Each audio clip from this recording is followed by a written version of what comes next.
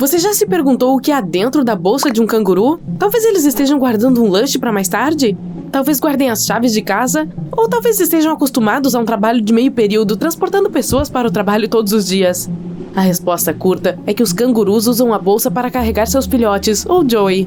Eles precisam da bolsa porque após uma gestação muito curta de até 36 dias, o Joey nasce e rasteja para dentro da bolsa para continuar seu desenvolvimento, diferentemente dos outros mamíferos. Quando eles nascem, são do tamanho de uma jujuba. Embora sejam surdos e cegos, têm um olfato apurado e encontram um caminho para a bolsa quente e protegida. O Joey então se ligará à mãe para mamar leite, de onde recebe seus nutrientes, e a partir daí viverá, crescerá e se desenvolverá para o mundo exterior pelos próximos 4 a 6 meses. Uma vez que o Joey se desenvolva o suficiente, ele pode sair da bolsa e esticar as pernas para se adaptar ao mundo lá fora. Mas ele ainda voltará a se alimentar dentro da bolsa por mais 6 a 12 meses. Esses prazos variam dependendo das diferentes espécies de canguru. Existem 4 tipos. O canguru vermelho, o maior de todos os cangurus e de todos os animais terrestres da Austrália, é encontrado em todo o continente, embora geralmente em desertos e pastagens abertas. Apelidado de Big Red, ele pode chegar a 2 metros e pesar até 90 quilos. O canguru cinza oriental é principalmente típico das costas orientais. É o segundo em tamanho, com uma altura de 1,5 metro e um peso de até 80 quilos. O canguru antilopíneo, o menor dos 4, pode ser localizado nas regiões tropicais do extremo norte. Atinge até 1 metro de altura e pode pesar até 50 quilos. E por último, você encontrará o canguru cinza ocidental nas áreas sudoeste e sul do continente, pesando até 54 quilos e medindo cerca de 1 metro. A habilidade mais notável de todos eles é seu movimento saltitante, cobrindo grandes distâncias. O Big Red pode cobrir até 9 metros com apenas um salto. No entanto, o que torna os cangurus tão únicos não é incomum na Austrália, já que compartilham traços evolutivos com outras classificações de macrópodes. Wallabies, wallarus, cocas e pademelons são primos distantes dos cangurus, com várias espécies em cada classificação. Todos eles vêm em muitos tamanhos diferentes e vivem em áreas únicas às quais se adaptaram em toda a Austrália e Nova Guiné. Embora os marsupiais já tenham sido mais comuns no resto do mundo, não está claro de onde eles se originaram. Seus fósseis mais antigos foram encontrados na América do Norte, mas é claro que os marsupiais desceram lentamente pela América do Sul, pela Antártida, até finalmente chegarem à Austrália. Claro, temos em mente que isso foi quando esses continentes ainda eram todos ligados.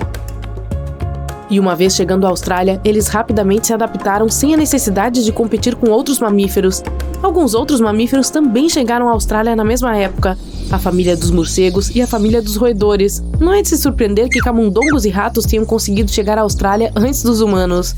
Embora o clima de lá fosse muito diferente do que conhecemos hoje, os marsupiais se adaptaram rapidamente. Houve algum debate de que as características únicas dos marsupiais eram mais adequadas para as mudanças drásticas do clima, em oposição aos outros mamíferos. O menor período de gestação permite que seus filhotes se alimentem de leite muito mais cedo. O leite dos marsupiais tem fatores de crescimento e imunidade maiores do que o leite de outros mamíferos, o que pode ser benéfico em um ambiente mais hostil, e é por isso que os marsupiais são mais populares na Austrália. O canguru se adaptou explicitamente ao longo dos tempos. O sucesso de sua adaptação reflete em sua população atual de cerca de 40 milhões em toda a Austrália, superando facilmente a população humana. Embora seu sucesso não seja inteiramente devido às suas características únicas, é principalmente devido à falta de predadores. Dingo, o mamífero, migrou para a Austrália há aproximadamente 8.000 anos, mas seus números são controlados na maior parte do país. E havia ainda o tilacino, também conhecido como tigre da Tasmânia ou lobo da Tasmânia, que desapareceu lentamente do continente desde que os humanos chegaram há cerca de 50.000 anos, e estima-se que tenha desaparecido completamente há cerca de 4.000 anos, permitindo que marsupiais como o canguru prosperassem. O fascinante sobre o tilacino é que ele fornece um excelente exemplo de evolução convergente. Esse é o processo em que animais não intimamente relacionados desenvolvem independentemente características semelhantes. O tilacino e o lobo cinzento vêm de partes totalmente diferentes do planeta e compartilham apenas um ancestral comum que existiu há pelo menos 160 milhões de anos, mas eles evoluíram de forma semelhante. Outros marsupiais se enquadram na categoria de evolução convergente. o petauro do açúcar, que é semelhante ao esquilo voador placentário, o camundongo saltitante, que é como o rato-canguru norte-americano. Existem tipos de marsupiais e outras toupeiras. O diabo da Tasmânia é como a hiena e o carcaju ou glutão, e o vombate tem muitas semelhanças com a marmota. O gambá e seu primo, o opossum da América do Norte, evoluíram para ter polegares opositores, uma característica encontrada em primatas. Ouriços e porcos-espinhos, mamíferos completamente alheios à Austrália, têm seus espinhos, mas compartilham essa semelhança com o equidna. O equidna é outro mamífero e não um marsupial. É da ordem monotremada. Ele é um dos 2 únicos mamíferos monotremados restantes. Ao contrário dos outros mamíferos, os monotremados não produzem filhotes vivos, mas põem ovos, dos quais seus filhotes, ou puggle, eclodem apenas 10 dias após serem postos. Mas, como todos os outros mamíferos, beberão o leite materno. Outro exemplo de evolução convergente é com o koala, que evoluiu para ter impressões digitais como os primatas. O koala se adaptou ao clima na Austrália. À medida que o clima se tornou mais seco, houve uma mudança distinta na fauna em todo o continente. Os eucaliptos se tornaram mais numerosos por se adaptarem mais facilmente a climas mais secos. Mais de 70% da silvicultura nativa da Austrália é atualmente eucalipto. As folhas de eucalipto ou folhas de goma são deficientes em nutrição. Seu valor nutricional é tão baixo que não deveriam servir como dieta principal. Mas o koala aproveitou esse alimento e se adaptou ao longo do tempo, e agora come apenas isso e se empanturra até 6 vezes por dia.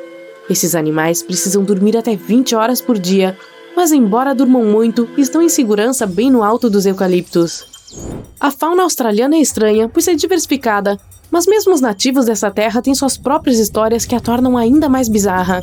Os australianos indígenas têm contos do tempo dos sonhos, contando histórias de animais estranhos que existiram. Um animal mitológico foi o bunyip, relatado em contos como uma fera que espreitava dentro dos pântanos, rios e lagos. Embora comumente conhecido como bunyip, também é conhecido por muitos nomes diferentes em todo o país.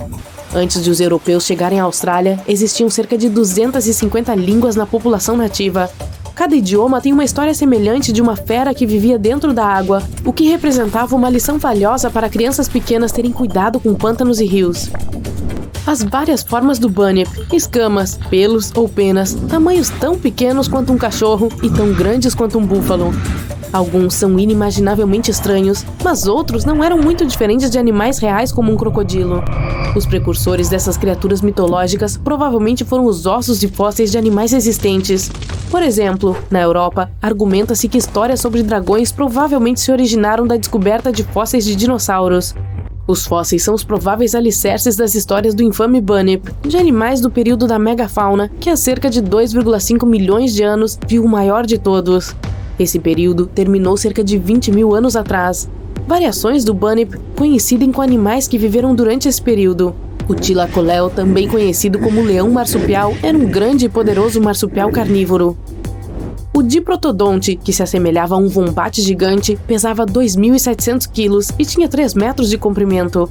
Uma outra versão era de um bunyip de bico e coberto de penas, parente do Dromornithidae, um grande pássaro com 3 metros de altura. Cada um deles era de uma época em que a megafauna era mais comum e os humanos viveram entre eles por um curto período.